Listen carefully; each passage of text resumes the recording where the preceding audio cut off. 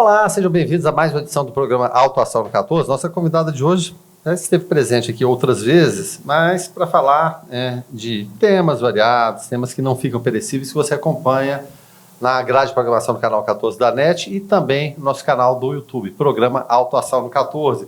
Para quem não conhece, eu apresento a partir de agora a nossa convidada, a Raide Boaventura, psicóloga. Raide, mais uma vez seja bem-vinda aqui ao programa Alto Astral no 14. Obrigada, Guilherme, por mais outra participação, nesse canal, a qual todos participam de forma interativa, e sempre tem algumas informações, algumas dúvidas que quem assiste fica tem alguma dúvida, alguma situação, e que eles passam para vocês e a gente está aqui para tirar essas dúvidas. Exatamente. Bom, o Abril Azul, a gente está no mês de abril, é claro, o programa é gravado, mas se você vir em outras oportunidades, outros meses, não tem problema, porque não é perecível. O Abril Azul, ele foi estabelecido pela ONU como uma forma de conscientizar as pessoas sobre o autismo, assim como também dar visibilidade ao transtorno do espectro autista, o TEA. Segundo a Organização Mundial da Saúde, a OMS, 1 em cada 160 crianças do mundo tem o transtorno do espectro autista. É um número que na hora de fazer a pesquisa para a entrevista, até assustei, Achei que a relação fosse mais distante, Mas, Raide, a gente começa com aquela pergunta básica, O que é o autismo? Porque muitas pessoas, às vezes não têm a noção, no próprio dia a dia, em situações que confundem os comportamentos de criança como outras coisas que não são autismo. Mas o que é o autismo, afinal? O autismo é uma condição caracterizada por um comprometimento na comunicação e na interação social, E ela é associada também a alguns comportamentos, repetitivos e restritivos. O que são esses comportamentos repetitivos e restritivos?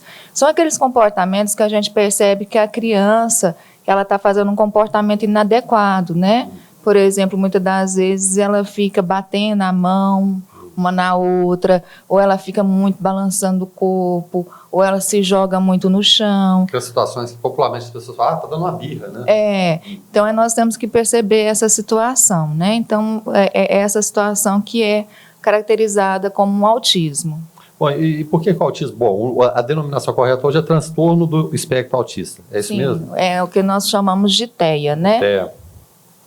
Sim. Bom, e o que causa o autismo, afinal de contas, Porque os papais estão ali, Aí, eu tenho muito contato com a Juliana França, lá da Casa Joana, ela teve a Joana com síndrome de Down. Sim. Todo mundo espera, puxa vida, o bebê perfeito, e de repente, não que não seja perfeito, não é essa a colocação, mas vem com um transtorno, alguma coisa ali que foge ao chamado padrão normal, Uhum. O que causa o autismo, afinal de contas?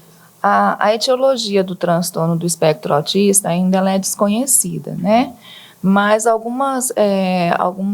alguns artigos científicos tratam para nós que a causa não é única, mas ela tem interação tanto genética e ambiental. Então, os fatores genéticos e ambientais podem estar ajudando nessas causas desses sintomas. Tem muita gente que trata autismo como doença. É doença? É classificado como doença? O autismo não é doença, Então, aí a gente já entra na questão do tratamento e das medicações. O autismo ele não é uma doença, Por isso que ele não tem cura, nem medicamento, para ser capaz de sair do espectro autista. Mas existem os tratamentos adequados, Quais são esses tratamentos que ajudam na melhora da qualidade de vida do autista? A psicoterapia, que é muito importante, a fonoaudiologia, na questão da fala, a terapia ocupacional e a psicopedagogia. Esses são os recursos, os tratamentos essenciais para uma pessoa autista. E para papais e mamães ficarem ligados aí, em relação a sintomas, quando eles se manifestam, o que a gente deve lançar aquele olhar mais atento? Os sintomas, Quais são os sintomas assim, que a gente percebe mais? Questão de contato visual, questão de dificuldade de expressar emoções, eles não imitam, eles têm dificuldade também na questão da escuta, né? Quando a pessoa chama, ela fica na situação assim, eu estou chamando, mas ele está me pirraçando e não está me escutando. Muitas das vezes não é a pirraça, muitas das vezes é o transtorno do espectro autista. Ele não está envolvido naquele ambiente. Não. Eles não buscam e também eles não compartilham a atenção, né? Eles têm dificuldade também na questão de expressão não verbal. Além disso, de coordenação motora, eles têm dificuldade na coordenação motora, né, na questão da pinça, na questão do andar. Muitas das vezes tem alguns autistas que têm problema de andar. Muitas das vezes também tem crianças, Guilherme, que a mamãe acha bonitinho, o papai acha bonitinho, mas muitas das vezes isso é uma característica de andar de pontinhas de pé. Tal qual, assim, um balé, por exemplo? Nos pezinhos, assim, levanta o calcanhar, sabe? Tá. E tipo daquelas bailarininhas, daquele jeito. Então, aí já pode ser uma característica. O sentar em W também pode ser outra característica também. Então, são várias características. Por isso que na questão do espectro autista, que agora a terminologia é TEA, transtorno do espectro autista, veio por causa disso. Em 2013, colocaram como autismo no transtorno do espectro autista devido à diversidade de sintomas e os níveis que a criança apresenta. Bom, você falou em níveis, tem níveis diferentes, graus diferentes de autismo? Sim, né? O autismo é classificado em 3 níveis, o leve, o moderado e o que a gente chama, né, o autismo severo. Então, o nível 1 é o nível leve, a qual o tratamento ele é um tratamento mais brando, né? O moderado, ele requer mais um suporte de tratamento. E o severo, como se diz, ele necessita obrigatoriamente, né, muito tratamento, que é o tratamento que a gente fala são os recursos, né, da terapia e dos outros profissionais também.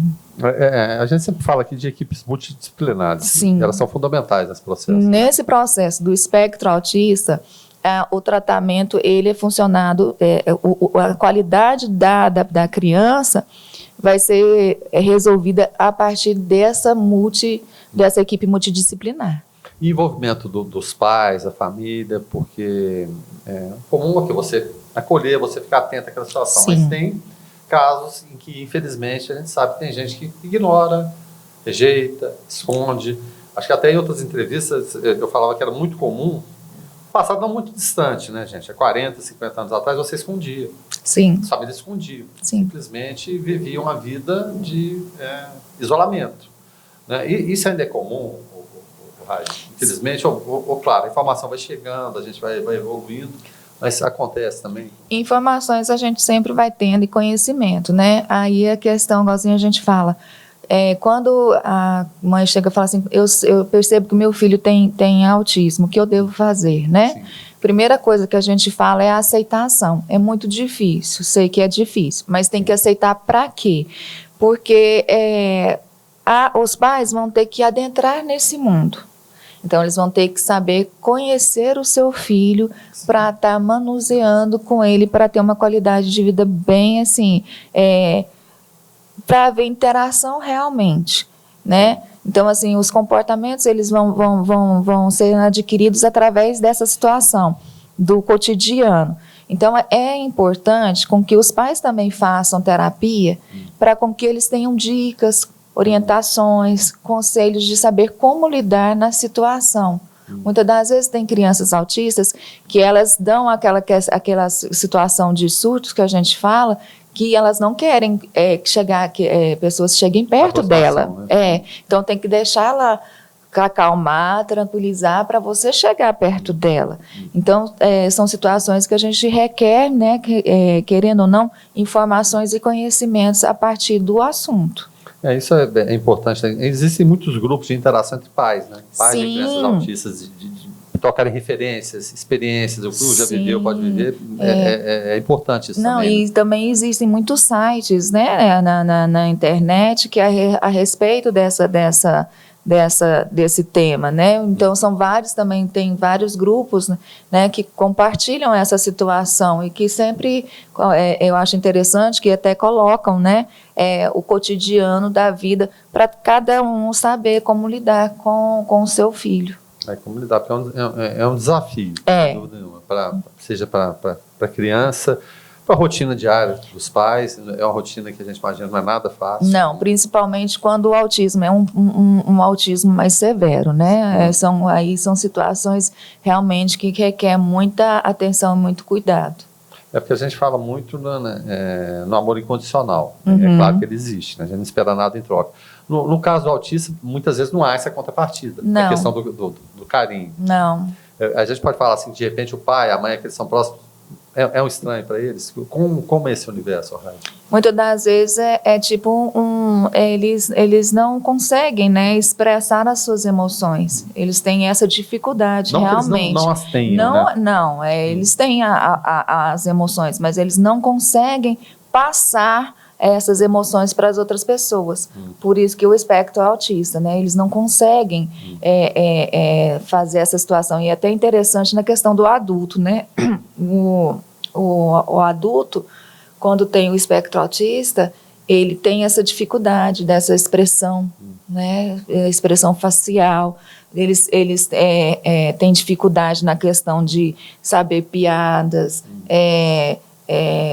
sarcasmo. Eles têm muita dificuldade de compreender isso, sabe? Então, é complicado. Então, as situações, igual a gente fala, é necessário a gente dar uma ênfase maior para essa questão dessa conscientização do autismo, para isso, para interagi-los mais no nosso mundo, né? Colocá-los mais, incluí-los nesse mundo a qual a gente quer colocá-los.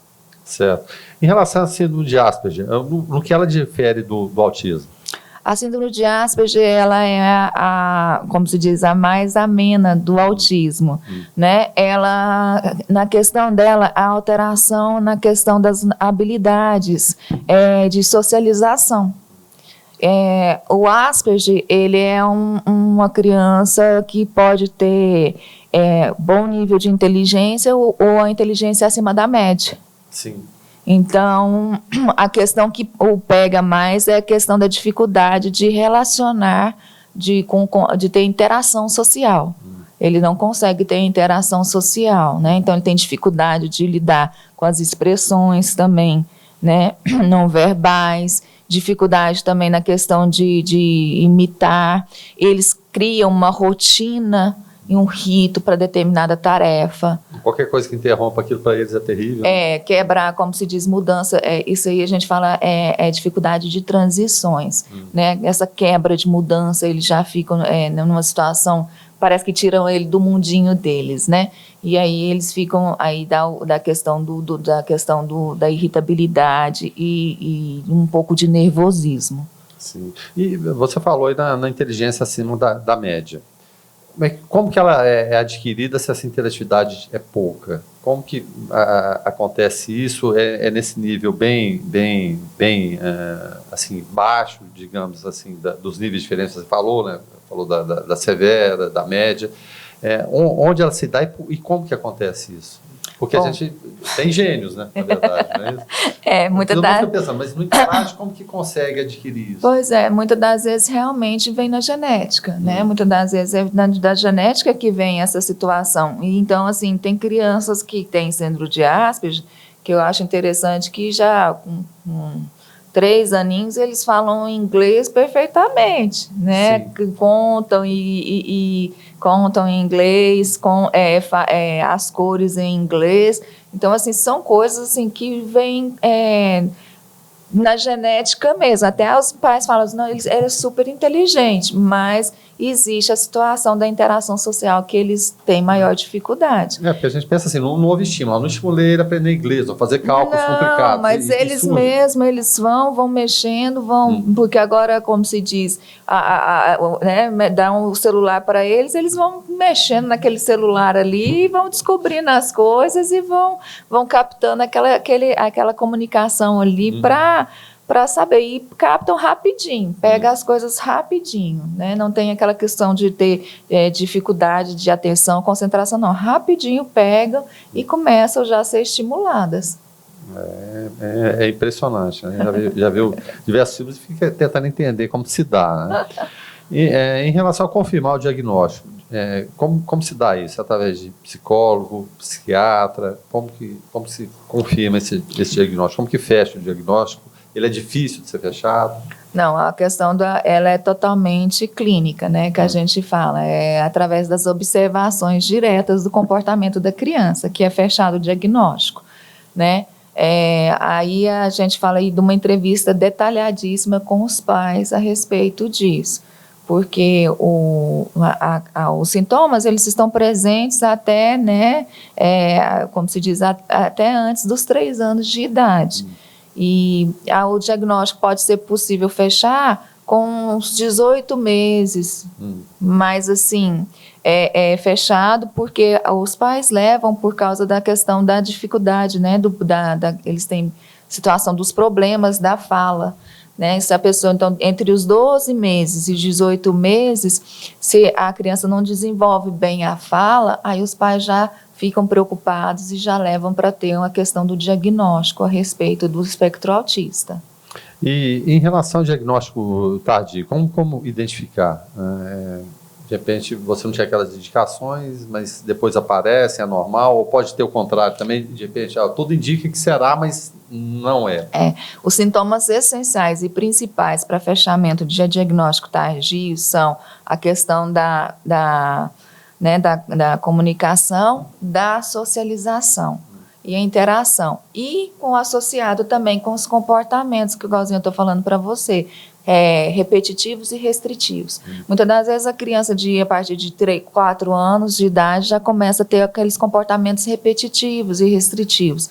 Então a mãe já fica preocupada e já leva para fazer uma avaliação, né, a respeito dessa situação. E o fechamento do diagnóstico, ele é feito, quem fecha realmente diagnóstico é o psiquiatra, neuropediatra ou neurologista. Sim. E em relação a adultos, porque é claro, tudo vai evoluindo, que hoje é comum, tempos atrás não era. Sim. Eram situações que você imaginava que fosse outra coisa. E aí quando a gente fala em adulto, né, diagnosticado tardiamente, tem um padrão específico?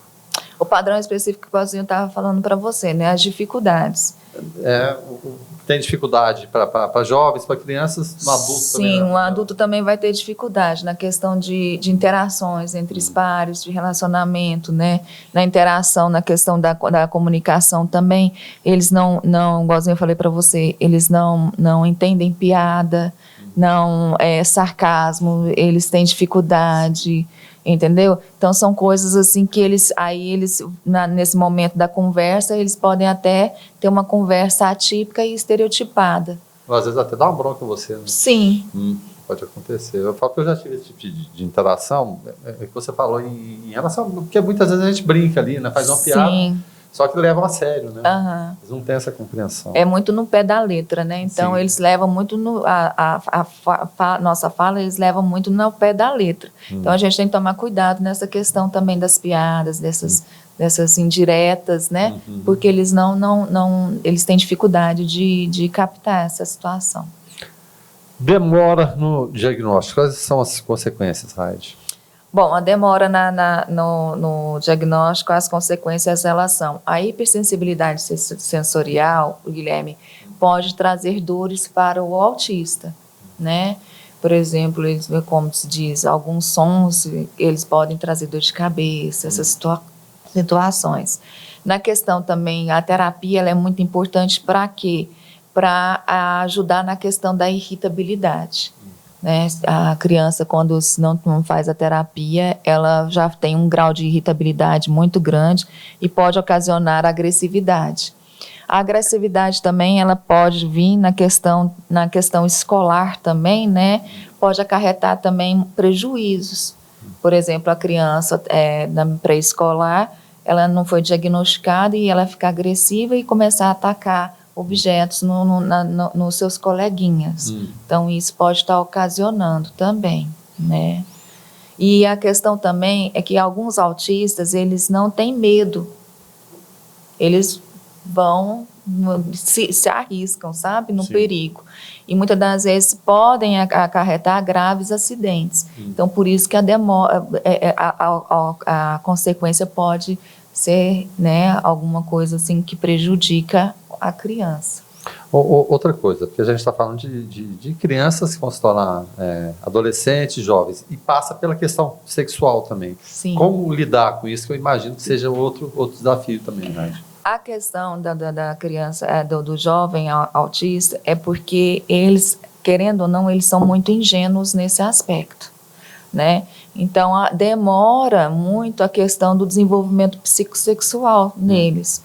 Então, agora a gente fala, é um processo lento que tem que ser trabalhado. Cada etapa. Cada etapa, né? Porque cada autista, igual a gente fala, cada autista é diferente, não é igual, sabe? Não tem aquela geral. O padrão é esse. O padrão é esse. Não, cada autista é de uma forma diferente. Então, a gente tem que saber também o jeito, como se diz, o desenvolvimento dele para estar chegando na questão do psicossexual.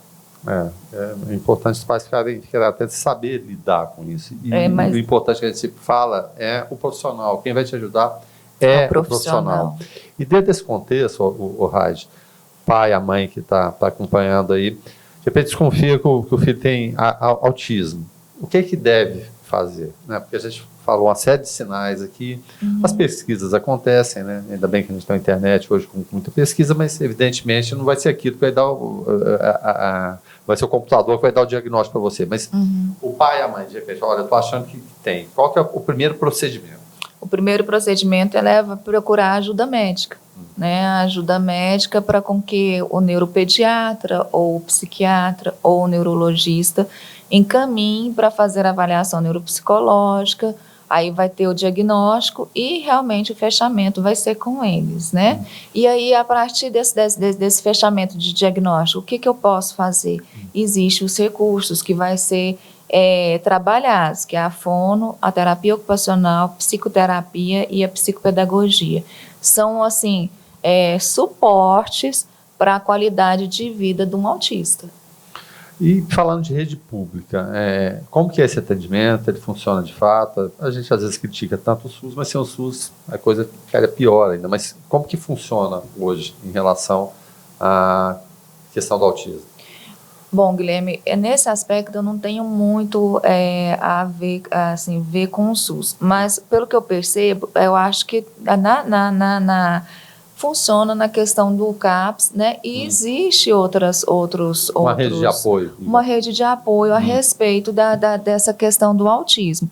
Porque a maioria que eu percebo são, assim, organizações, por exemplo, instituições, como a PAI. Sim, né? O papel da PAI como a Casa Joana, né? Existe outro também, eu não sei se a Pestalozzi também trabalha a respeito disso. Então, essas instituições, elas trabalham de forma interativa. Então, ela interage todos os profissionais para trabalhar dessa forma. A PAI é uma instituição a qual realmente acolhe o espectro autista. É referência, né? É a referência. Além do espectro autista de síndrome de Down, né? E outras síndromes, ela acolhe. E o papel da PAI é importantíssimo. Um abraço aí para o Vanderlei Cesário, né, que é o novo presidente, já foi nosso entrevistado aqui também. Sim. Em gestões anteriores, Vander Lúcio, Hélio Lopes, é um trabalho assim realmente admirável. A PAI, ela ano após ano é reconhecida como uma das ONGs, e falando aqui de Anápolis, especificamente, mais importantes, mais relevantes do país. Né? Sim. E presta um serviço assim, muito importante. Então a gente tem que falar disso o tempo todo, sem dúvida nenhuma. Você ia falar mais alguma coisa? Não. Nossa, até a gente falou no início aqui, em relação à cura. Né? Não tem cura. Por isso mesmo não é doença. Né? Mas os tratamentos, ou os chamados remédios também. A gente está tendo agora a liberação de canabidiol para certas situações, né? Que auxiliam muito. E tem muita gente com preconceito, fala, meu Deus do céu, vou liberar maconha agora, e não se atém à questão técnica e científica da coisa. Como é que você vê esse quadro, Rádio? Há alguns, como se diz, alguns organismos, né, que aceitam bem, né, a interação, né. Então, assim, igual eu falei para você, cada indivíduo reage de uma forma, né. Então, existem medicamentos que, para mim, pode fazer efeitos, e para outros não, ou para mim pode dar rebote, e para outros não. O que seria o rebote? Só para a gente colocar na linguagem. O rebote são, assim, efeitos colaterais, né? Por exemplo, eu tomo um ansiolítico para ficar mais calmo. Aí eu tomei, ele me acelerou, eu converso mais... Efeito contrário.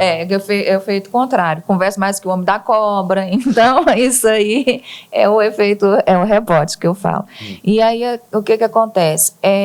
Muitas das vezes, os medicamentos, igualzinho eu estou falando, cada organismo é necessário, por isso que realmente precisa da ajuda médica.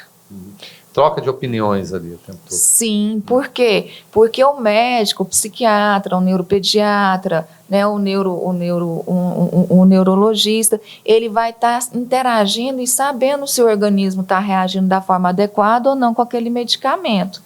Então, é necessário esse suporte na questão do psicofármaco.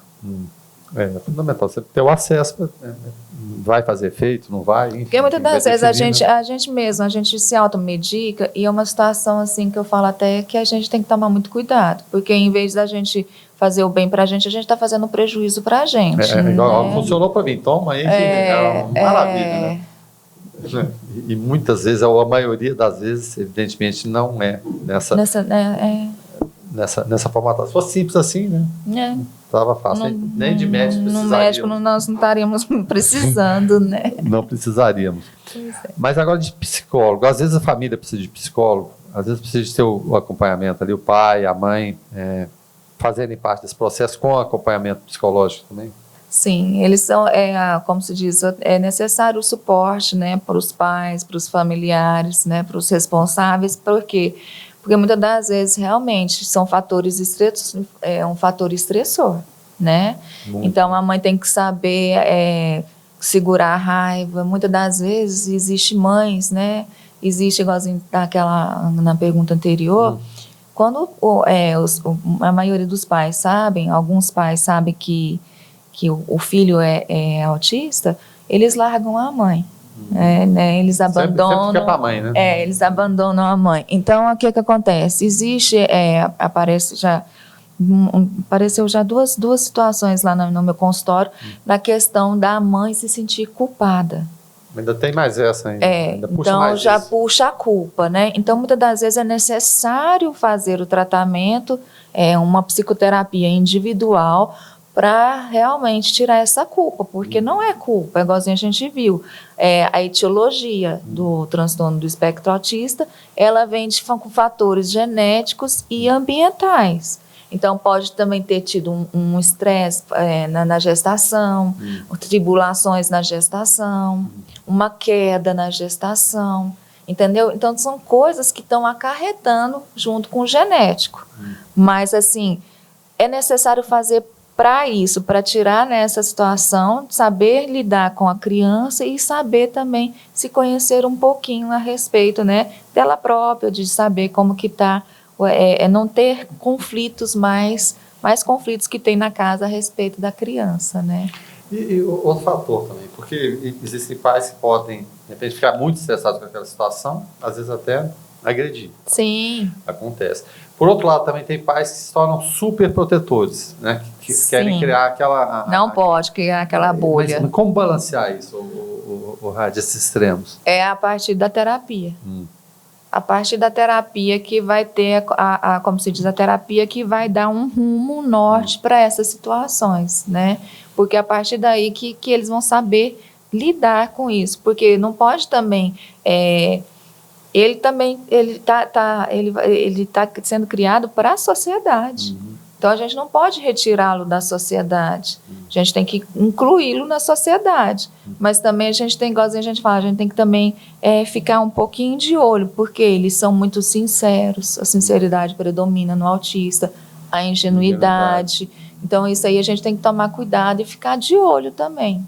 Então, isso tudo é a questão de terapia mesmo, de estar fazendo a terapia. Por isso que é essencial os pais estarem fazendo também a terapia. Seguindo a vida ali, passa da infância para a fase jovem e fase adulta. A pessoa com autismo ela vai conseguir trabalhar, desenvolver, a gente estava falando aqui de repente superinteligências, de conseguir trabalhar e levar esse padrão de vida que a gente coloca entre aspas, talvez normal, de ter uma vida ali, vai trabalhar, volta, enfim. Sim, né? O autista vai ter condições de trabalhar e até eu achei interessante que existe uma lei, né, que inclui, né, o autismo na questão do mercado de trabalho, né, que a lei, eu até coloquei aqui, a lei 12.764 de 2012. Já tem 11 anos só. E ela coloca como portadores de deficiência, ela colocou, né, o autismo como o portador também, né, da deficiência. Então, eles respaldam essa situação. E além da lei, ela fala também dos direitos do autista, da questão da inclusão escolar, tudo direitinho. Então, respalda lá nessa lei. Esse respaldo existe, eu conheço muitas empresas aqui que existem, inclusive eles fazem chamamentos, né, para essas cotas, às vezes faltam, né, pessoas para cumprir essas cotas. A gente não sabe se os pais, de repente, com medo de inserir no mercado de trabalho, né, às vezes criando aquela redoma que a gente estava falando também. E, às vezes você liberar ali, vigiando, ou, enfim, conhecendo aquele ambiente lá, acho que é importante, né? Parabéns aí para as empresas que cumprem esse papel. É importante. As escolas também, que a gente fala. E há o desenvolvimento mesmo com a pouca interatividade que eles têm, mas indo para um ambiente que tem pessoas além daquelas que eles conhecem, seja pai, mãe, irmãos, os parentes do dia a dia, mas conhecer outras pessoas ajuda nesse processo? Ajuda. Bastante, né? As escolas, ultimamente, elas estão ajudando bastante na questão dos diagnósticos, né?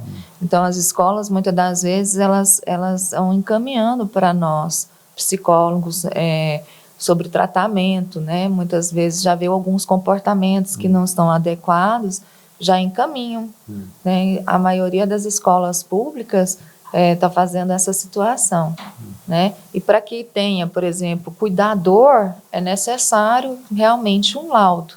Então, para que tenha a criança tenha um cuidador, é necessário que há um fechamento de um laudo e para levar para a escola para eles pedirem o cuidador. Sim. E no dia a dia também, porque a gente fala que às vezes é um desafio para o pai e para a mãe, as pessoas que mais amam. Imagina, de repente o pai e a mãe trabalham, precisa de um cuidador, alguém especificamente ali. O preparo dessa pessoa também, ele é necessário para saber lidar com essas situações do dia a dia? A pergunta pode parecer meio óbvia, né? Mas é claro, às vezes, eu tenho um parente ali que ele não está fazendo nada, vamos colocar ele para fazer isso aqui, ele vai aguentar. Como lidar com isso, essa orientação? Não, tem que ter né, a situação, os cuidadores, eles passam, né, por um treinamento específico, né? Então, a maioria são já professores, já pedagogos, e que passam por um treinamento para estar lidando com essas crianças. E de preferência também, claro, a possibilidade de cada um revezamento também, né? Uma pessoa não dá conta de ficar. Uma pessoa não dá conta de ficar, né? Então, são assim, igualzinho a gente fala, o cuidador, ele serve mais para quê? Para auxiliar a professora com aquela criança. Sim. Então, ele fica só por conta daquela criança, né? E uma responsabilidade imensa. E é uma responsabilidade imensa, porque o autista, ele não para em lugar nenhum, ele quer levantar, ele quer, né? Então, muitas das vezes, não quer ficar na sala naquele horário, então a cuidadora tem que levá-lo para fora, conversar com ele. Então, é um treinamento que tem que ser feito, e a pessoa, como se diz, tem que doar mesmo para essa profissão. Exatamente.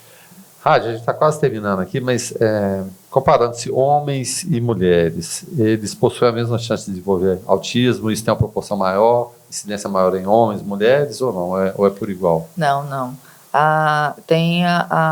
O homem tem quatro vezes maior no sexo masculino do que no feminino. Então a maioria, assim, que a gente percebe são mais homens, né? Mais no sexo masculino que tem o autismo. Eu não sabia desse dado, não. Pra mim, seria mais ou menos a mesma coisa ali. Realmente interessante. Raide, mais uma vez a gente agradece, né? A gente falar desse tema que é importante, a gente está no Abril Azul. E quando a gente coloca esse calendário colorido, claro, não é só naquele mês que a gente tem que preocupar com a causa específica. É durante todo ano e o tempo todo. E com o autismo não é diferente, né? A gente está no Abril Azul, né? Porque vai chegar o mês de maio, quando você vira esse programa, ou dezembro, que a gente não tem que se preocupar com esses dados, porque esses fatos são muito relevantes, né? Então, é importante, mais uma vez, a gente agradece a sua participação aqui. Raide Boaventura, psicóloga, obrigado por participar conosco mais uma vez, Raide. Obrigada por mais uma oportunidade que vocês estão me dando. É o que a gente fala, o assunto não é perecível, né? Não é perecível. Qualquer momento você observar, vir essa entrevista, achar interessante, né? Perceber que, de repente, há um caso desse próximo a você ou com você mesmo, então procure ajuda de especialista, fale com a Raide, todos os especialistas que existem aí para fechar esse diagnóstico e seguir em frente. Acho que isso é importante. Rede social, Raide, ele está esquecendo mais uma vez.